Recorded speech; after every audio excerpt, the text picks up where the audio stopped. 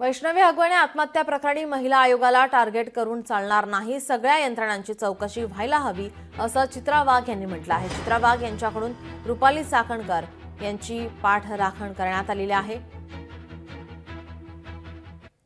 मयुरी जगताप फक्त महिला आयोगाकडे नव्हती गेली, ती भरोसा सेलमध्ये पण गेली होती, ती पोलीस स्टेशनला पण गेली होती।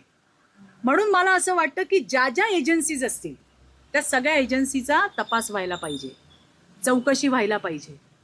आपण महिला पोलीस त्या ठिकाणी आणल्यात, भरोसा सेल, नावच भरोसा सेल आहे। का भरोसा दिला गेला नाही बाबा?